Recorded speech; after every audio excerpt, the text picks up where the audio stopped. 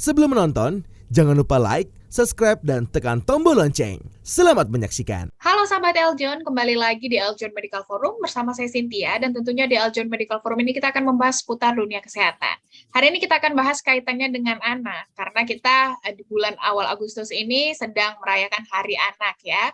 Jadi kita akan membahas salah satu hal yang terpenting yang berkaitan dengan pertumbuhan dan perkembangan anak, yaitu ASI. Nah, seperti apa sih sebetulnya pentingnya dan manfaat ASI eksklusif ini bagi anak akan kita bahas bersama narasumber kita. Sudah hadir bersama saya ada Dr. Wikan Indrarto, dokter spesialis anak. Sehat, Salam dokter? sehat untuk kita semua, sehat semua. Dokter, kita sekarang sedang ada dalam peringatan Hari Anak Nasional ya ini, Dok? Ya. Betul. Nah, kita akan bahas kaitannya dengan ASI ini, Dok, karena berkaitan dengan anak-anak. Mungkin saya langsung ke pertanyaannya nih, dokter. Apa nih, dok, ASI eksklusif ini, kemudian bagaimana manfaat dan pentingnya memberikan ASI eksklusif pada anak? Ya, baik Mbak Cynthia. Sebetulnya kita sekarang akan merayakan atau mempromosikan yang disebut Pekan Menyusui Dunia. Ya.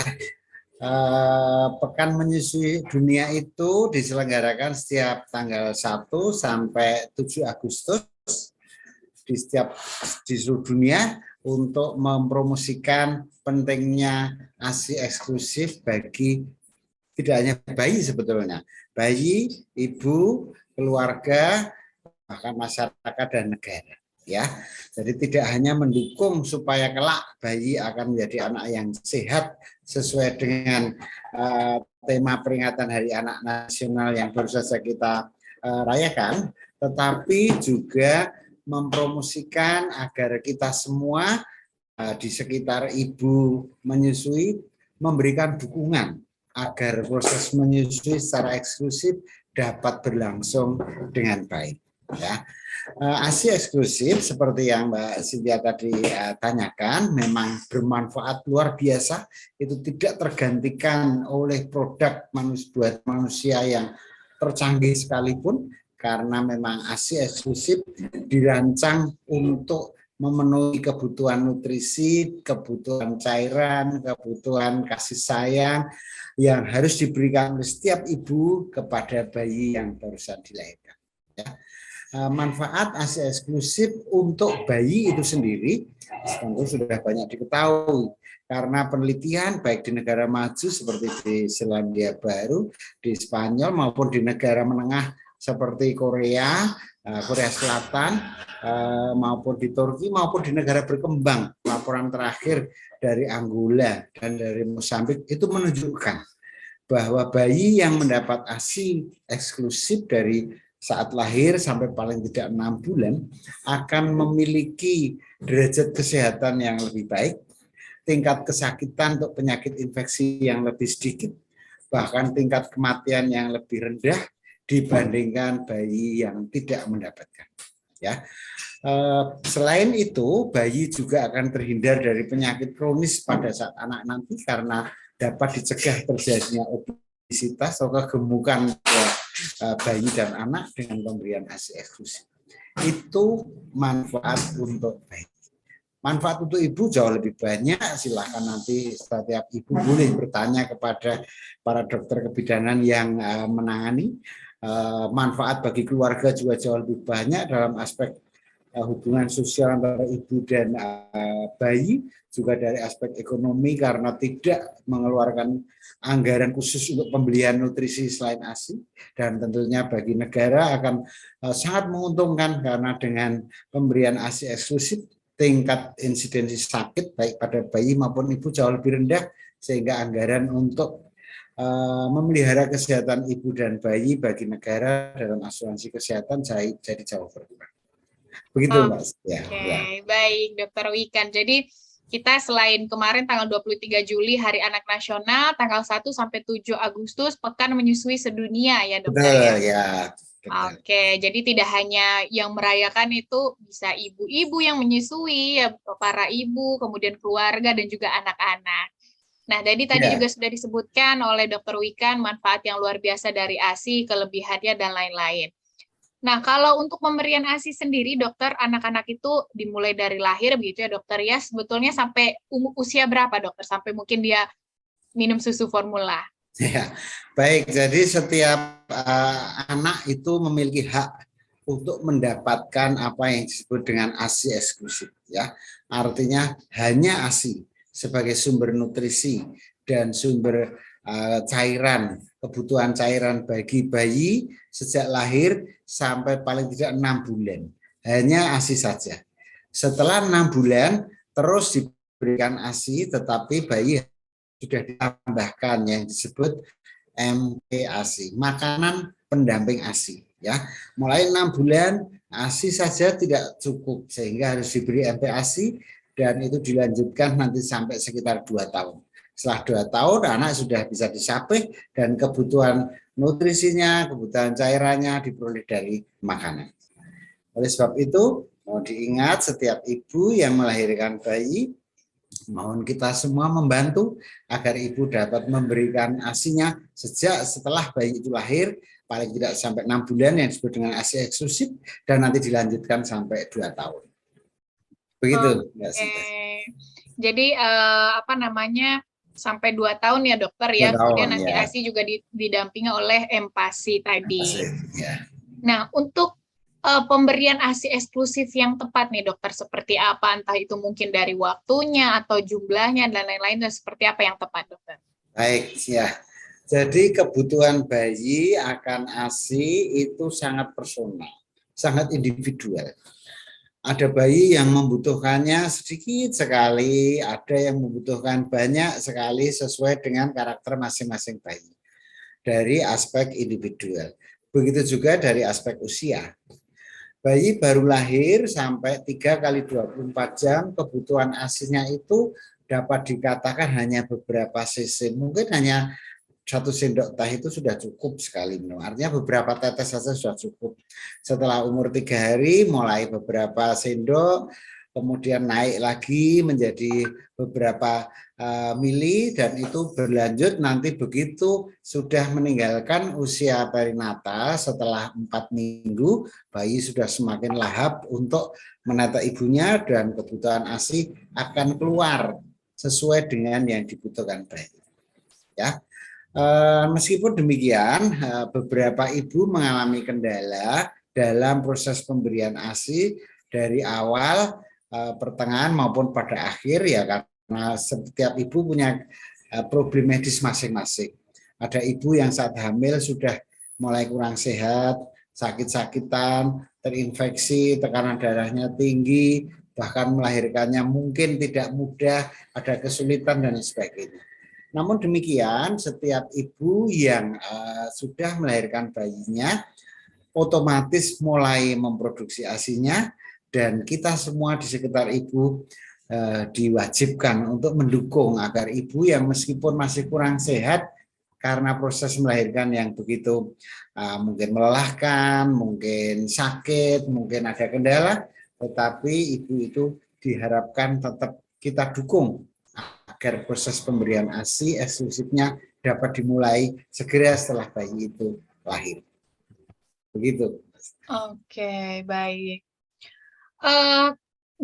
Kemudian dokter, untuk ASI yang diberikan pasti ada hubungannya ya dokter dengan apa mungkin yang dikonsumsi oleh ibu, seperti itu. Bagaimana dokter supaya lebih maksimal dan ASI-nya juga bisa berguna untuk anaknya gitu, dok?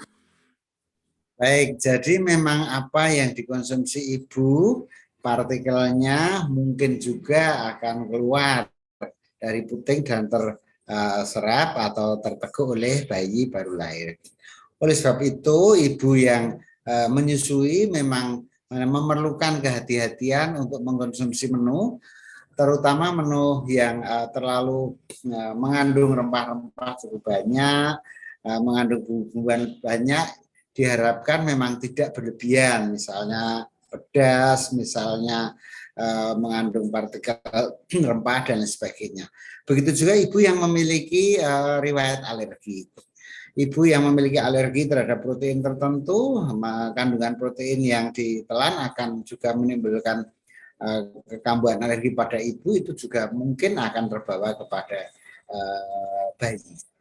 Namun demikian, untuk ibu yang tidak memiliki riwayat alergi dan tidak menghadapi kendala kesehatan baik pada saat akhir kehamilan maupun pada proses persalinan, memang kita ingatkan harus mengkonsumsi menu yang lebih banyak untuk memulihkan kesehatan ibu dari proses kehamilan dan persalinan serta untuk memulai produksi ASI.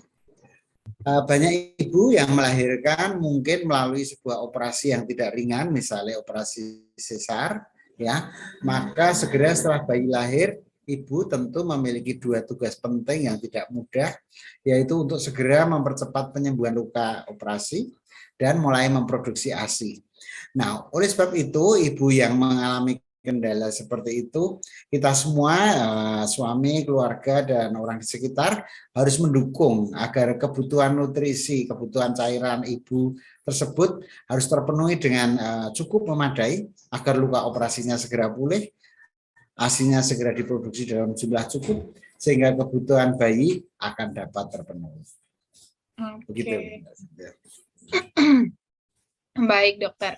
Nah, tadi kan dokter menyebutkan ya, Dok, ada yang mungkin habis melahirkan sakit, kondisinya tidak memungkinkan gitu ya, dokter. Atau kan ada beberapa juga ibu yang ada permasalahan ASINya tidak bisa keluar gitu ya, dokter ya. Nah, kalau seperti ini bagaimana, dokter? Solusinya dia kan mungkin tidak bisa mendapatkan ASI. Betul, ya, betul Mbak Cynthia. Memang menyusui secara eksklusif itu memerlukan persiapan yang tidak mudah. Sama persis dengan persalinan, ya. Persalinan itu memerlukan persiapan yang harus diawali bahkan sejak sebelum ibu itu hamil, ya. Sebelum ibu hamil harus sudah pertama harus paham, harus mengetahui, harus membuka buku, membuka referensi, harus bertanya sebanyak mungkin, membaca maupun mengikuti perkembangan ilmu tentang bagaimana itu hamil. Dan jangan lupa bagaimana juga menyusui, ya. Karena apa? Karena ibu yang paham tentang apa yang terjadi pada dirinya, pada kehamilannya, pada proses persalinan yang nanti akan terjadi, itu sebagian besar akan jauh lebih nyaman, lebih lancar proses persalinannya. Begitu juga menyusui. Penelitian baik di kota besar seperti di Semarang, di Makassar maupun di kota menengah seperti yang pernah saya baca laporannya dari Kediri di Jawa Timur maupun di Sumatera Barat di sebuah kota kecil itu menunjukkan bahwa ibu yang memahami tentang pentingnya pemberian ASI eksklusif bahkan sejak sebelum mengandung anaknya itu akan jauh lebih berhasil memberikan ASI. Karena apa? Pengetahuan ibu yang baik akan membuat ibu mempersiapkan diri dengan segala macam hal, baik untuk perawatan dirinya, perawatan kehamilannya, perawatan payudaranya, perawatan putingnya, perawatan staminanya, sehingga setelah proses persalinan dilalui, meskipun mungkin agak sedikit sulit, tapi proses menyusui juga dapat berjalan dengan lancar. Hal lain selain pengetahuan ibu adalah dukungan dari orang-orang terdekat, dari suami, dari mertua, dari ibu, dari keluarga, dari ayah maupun dari petugas kesehatan di mana proses persalinan itu berlangsung sangat penting. Ibu yang bersalin di fasilitas kesehatan atau rumah sakit sayang bayi tentu akan difasilitasi, dibantu untuk mempersiapkan diri untuk menjalani proses menyusui. Nah, setelah ibu siap, maka akan jauh lebih mudah. Yang pertama yang harus dilakukan adalah IMD, inisiasi menyusui dini. Ya, segera setelah lahir, bayi baru lahir itu langsung ditempelkan di dada ibu. Bayi yang ada di depan payudara ibu dan nanti akan secara refleks otomatis mencari puting dan mulai menyedot, itu yang disebut dengan IMD akan sangat beruntung. Ibu yang melahirkan di rumah sakit atau klinik atau vaskes yang ramah bayi akan dibantu untuk IMD. IMD yang berhasil merupakan salah satu modal utama untuk keberhasilan memberikan ASI eksklusif. Yang berikut setelah IMD adalah ibu yang melakukan yang disebut rawat gabung. Dirawat bersama di dalam satu kamar dengan bayi yang baru saja dilahirkan. Sehingga proses menetai, mendekat, menetai, mengajak berkomunikasi bayinya di payudara kiri, payudara kanan secara berulang, maka kendala dalam proses menyusui akan dapat diatasi, dapat dikendalikan, dan proses menyusui akan berjalan dengan lancar. Ya, yang terakhir, yang keempat, jangan lupa apa yang disebut dengan konselor laktasi.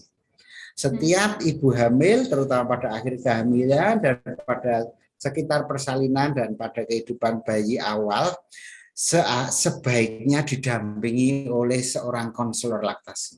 Konselor laktasi itulah yang akan selalu mengajarkan kepada ibu proses menetai yang benar, memposisikan bayi di pelukan yang benar, dan membantu mengatasi kendala menyusui yang awal, sehingga proses menyusui yang menyimpang atau yang kesulitan dapat segera dikoreksi, dan proses menyusui secara eksklusif jauh lebih berhasil. Begitu Mbak Cynthia. Oke, jadi memang harus dilakukan semuanya itu sejak masa kehamilan gitu ya dokter. Betul, ya, ya. biar membantu Perlu persiapan jangka panjang ya. Oke, baik.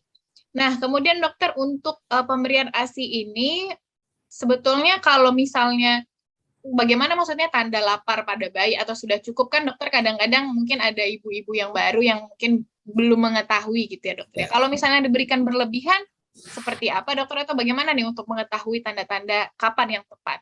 Ya, baik, memang seorang ibu itu memiliki ikatan batin yang sangat dekat dengan bayinya, itu tidak tergantikan. Hubungan antara ibu dan bayi yang barusan dilahirkan itu sangat dekat, sehingga sangat personal. Oleh sebab itu hampir semua ibu yang memiliki bayi sangat mengenal buah hatinya. Oh, ini sudah mengantuk.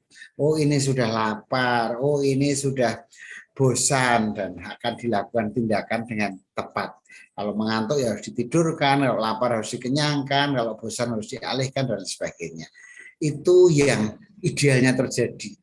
Memang tidak semua ibu memiliki hal tersebut. Ya, ikatan atau bonding antara ibu dan bayi baru lahir tidak semuanya dapat ideal seperti itu, terutama cukup banyak yang disebabkan karena ibu memiliki permasalahan medis dalam akhir kehamilan maupun persalinan, atau ibu yang memiliki pengetahuan atau informasi yang kurang luas tentang bagaimana berproses menyusui, atau kendala-kendala lain ya. Beberapa pasien saya dan beberapa penelitian juga pernah dilaporkan, baik di negara maju seperti Amerika, Prancis, itu pernah melaporkan bahwa tidak semua ibu yang pendidikan formalnya tinggi, tamatan perguruan tinggi atau memiliki gelar, itu paham tentang menyusui, itu belum tentu. Begitu juga di negara berkembang seperti di Malaysia dan di Sri Lanka, itu juga pernah dilaporkan adanya tidak persis hubungan antara pemahaman ibu tentang laparnya bayi, kondisi bayi, dengan tingkat pendidikan formal ya. Jadi tetap ilmu itu harus didapatkan sendiri, diulas sendiri. Ibu yang paham tentang kondisi lapar bayi diketahui dari berkomunikasi dengan petugas medis atau mencari tahu sendiri, itu sangat baik. Beberapa kondisi yang sering keliru diartikan adalah tangisan bayi. Ibu merasa kalau bayi menangis itu pasti lapar. Ibu merasa kalau bayi rewel itu pasti ASI-nya kurang. Ibu merasa kalau bayinya tidak nyenyak tidurnya itu pasti karena proses menetainya gagal. Belum tentu ya. Kebutuhan cairan bayi terpenuhi atau tidak, yang paling jelas, paling objektif itu dinilai dari berat badan bayi. Pada saat diperiksa tentu ditimbang. Bisa juga dilihat dari kencingnya. Makin sering bayi ngompol tentunya makin cukup kebutuhan cairannya. Makin jernih kencingnya makin cukup kebutuhan cairannya. Tetapi sebaliknya, makin sering menangis ya belum tentu itu menjadikan standar bahwa bayi itu lapar. Silahkan ibu yang memiliki bayinya lebih sering mendekap, lebih sering menatap bayinya, lebih sering berkomunikasi dengan bayinya, lebih sering menetai dengan bayinya di kedua payudara secara adil, nanti pasti akan terjadi hubungan bonding yang baik, ikatan batin yang baik, sehingga ibu memahami, oh tangisan bayi saya ini lapar, oh tangisan yang seperti ini karena dia bosan, tangisan yang seperti ini karena dia mengantuk, sehingga cara mengatasinya tentu tidak sama. Semoga ibu yang memiliki bayi mengenal bayinya secara personal, karena hubungan antara bayi dan ibu tidak tergantikan, sehingga ibu tidak salah menginterpretasikan bahwa bayi ini ternyata tidak lapar, ternyata dia mengantuk, ternyata dia bosan dan memerlukan hal yang berbeda cara mengatasi. Begitu. Oke, baiklah Dokter Wikan, luar biasa sekali, menarik ya kita kalau membahas soal ASI dan juga ibu. Nanti kita lanjutkan lagi di segmen selanjutnya, Dokter Wikan. Ya. Sahabat Eljon, itu dia tadi kita sudah mengetahui ya manfaat, kemudian juga kelebihan yang luar biasa dari ASI tadi, dan juga bagaimana membuat ASI berfungsi dengan maksimal tadi dari apa yang dikonsumsi oleh ibu, terus bagaimana juga ibu mengelola stresnya segala macam, dan juga persiapan tadi untuk menyusui bisa dimaksimalkan pada saat kehamilan, sehingga bisa pada saat bayi lahir, ASI-nya keluar lebih maksimal, dan juga tadi beberapa hal yang sudah disampaikan Dr. Wikan untuk membantu. Jangan kemana-mana, tetap di Eljon Medical Forum.